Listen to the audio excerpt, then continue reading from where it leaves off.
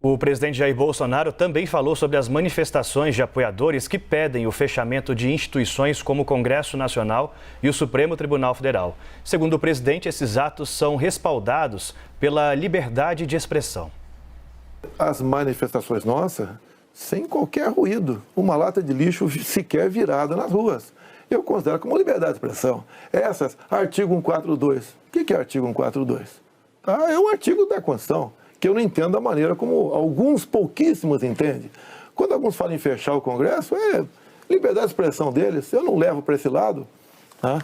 E para mim isso aí faz parte da democracia, eu não posso eu ameaçar fechar o Congresso, ou o Supremo Tribunal Federal.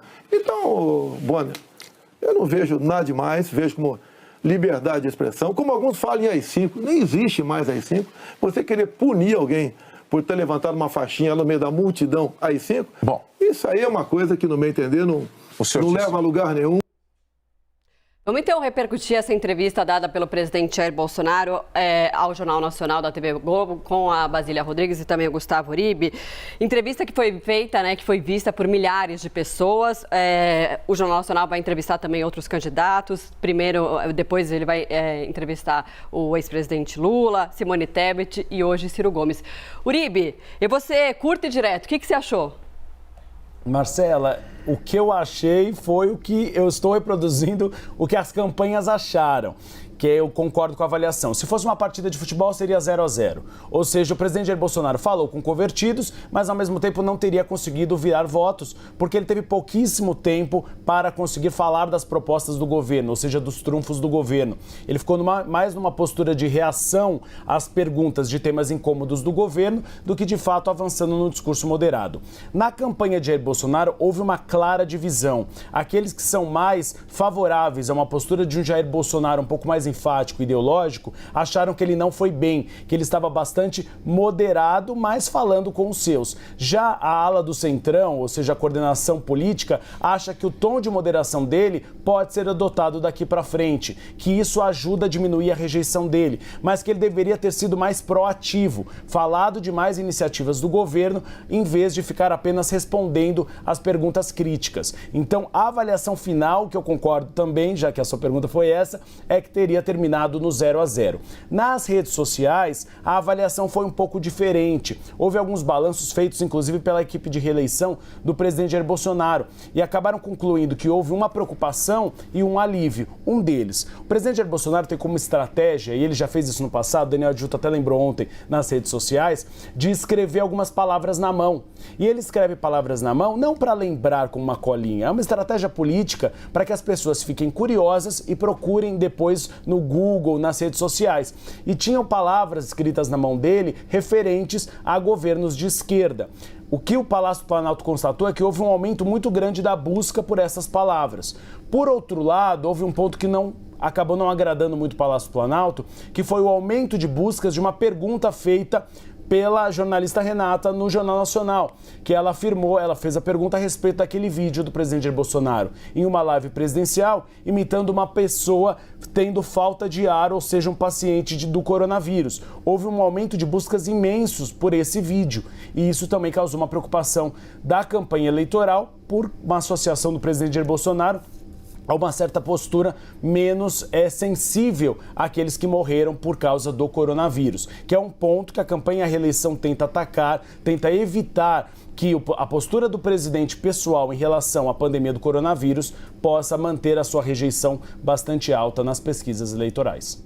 Agora, Basília Rodrigues, o presidente Jair Bolsonaro e as agências de checagem já mostraram isso, que ele mentiu várias vezes em várias afirmações que fez, como essa de nunca xingar ministro do Supremo, que foi rebatido pelo próprio William Bonner durante a entrevista. Ou quando a Renata Vasconcelos pergunta a ele sobre a falta de ar que ele fez, ele simulou ali uma pessoa com falta de ar, enquanto falava sobre a Covid-19, enquanto a doença já matava milhares de brasileiros aqui no Brasil. Ele disse que não fez, mas há vídeo dele em live falando isso, e ao lado dele, Pedro Guimarães, que até então era presidente da Caixa Econômica Federal, hoje saiu afastado por causa das denúncias de assédio sexual, rindo ao lado dele.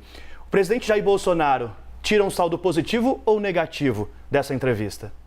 não ganhou nem perdeu votos, né? Foi o que eu vi aí de auxiliares do presidente agora pela manhã. Foi de um Bolsonaro pistola nas eleições de 2018 para um presidente sereno nesta etapa de entrevistas ao Jornal Nacional, nestas eleições em que ele quer vencer um segundo mandato.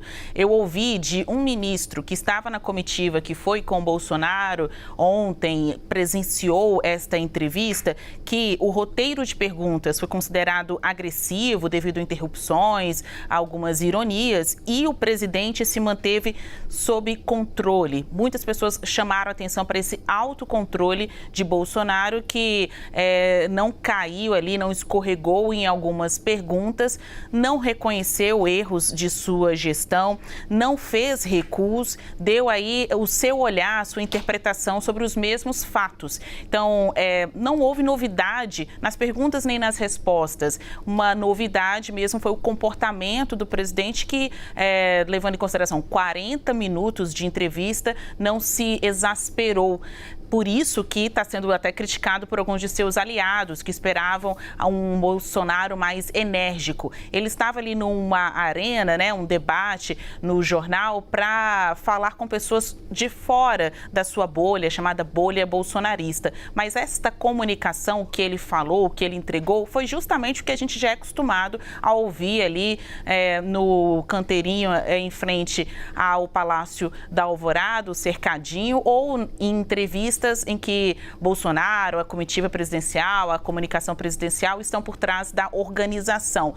Mas, normalmente, ele fala num campo amigo, né? Um campo de pessoas que são bolsonaristas. Ontem, não. Ele estava frente a frente com os jornalistas, já aí protagonistas de uma relação muito ruim que o governo Bolsonaro tem, governo versus imprensa. Então, havia uma oportunidade, e houve uma oportunidade, ele cumpriu, de falar com pessoas que não votam em Bolsonaro, mas que estavam com a televisão ligada. Só que aí, como que ele aproveitou esta oportunidade? Chamando atenção para um Brasil Bolsonaro. No Brasil Bolsonaro não houve atraso na compra de vacinas, não houve atraso na destinação de oxigênio para o norte do país. Então, ele foi Bolsonaro sendo Bolsonaro, falando para essas pessoas que não votam nele. Tanto é que ele aquietou, minimizou expressões, fatos, como xingamento de canalha ao ministro Alexandre de Moraes. Ele fez um repúdio ali à pergunta do entrevistador, William Bonner, quando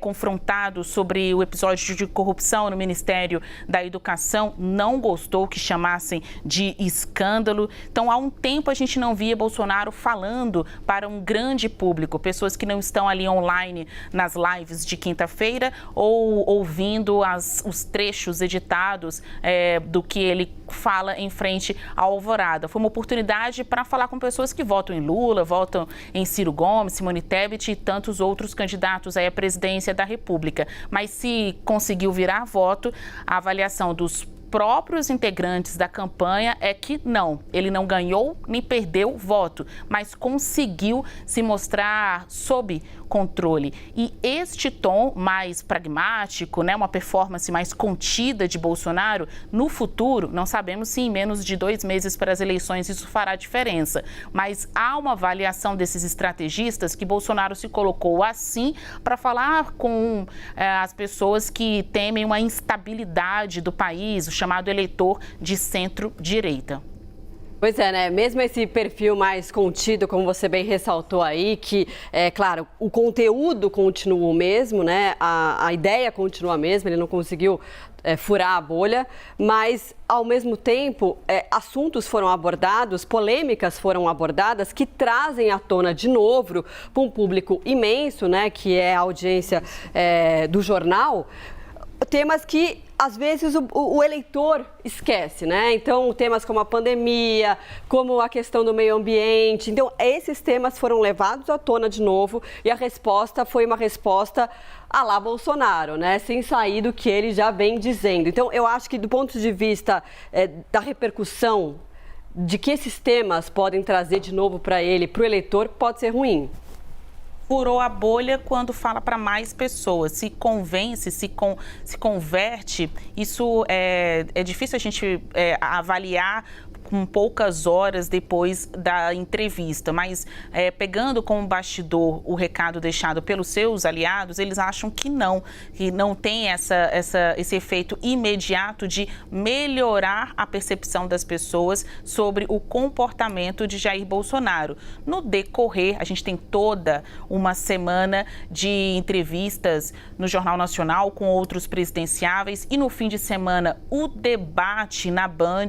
Então, as repercussões também de como essas declarações do presidente vão balizando os próximos dias da campanha, talvez venham boas notícias para a campanha presidencial, mas até aqui não, muito pelo contrário. Ele acabou abastecendo, dando combustível mesmo para ser cada vez mais criticado. E até aqui não há confirmação de que ele participe do debate no fim de semana. Esta é uma questão ainda indefinida. A gente vem trazendo bastidores ao longo destes dias. Seus auxiliares afirmam: Bolsonaro é uma pessoa intreinável. Ele não topou fazer um media training, que é aquele treinamento de mídia mais profissional, em que a pessoa é confrontada com perguntas por profissionais da comunicação. Mas ele topou conversar com ministros, com seus auxiliares. Então já foi um comportamento diferente do 2018, que ele já estava mais alimentado ali pelo ódio das redes e muito mais influenciado por pessoas de sua família, daquela ala mais ideológica. Por isso essa avaliação, como a gente ouviu o Uribe falar, né? Alguns integrantes do Centrão saíram comemorando a postura de Bolsonaro, porque quem imaginava, quem esperava uma entrevista que expusesse demais o presidente, que revelasse a pior faceta do presidente Jair Bolsonaro, para além de tudo que vem repercutindo aí na imprensa, se frustrou. Ele conseguiu manter as rédeas ali dos seus ataques, né, dos seus arroubos de fala que a gente vê em outras circunstâncias.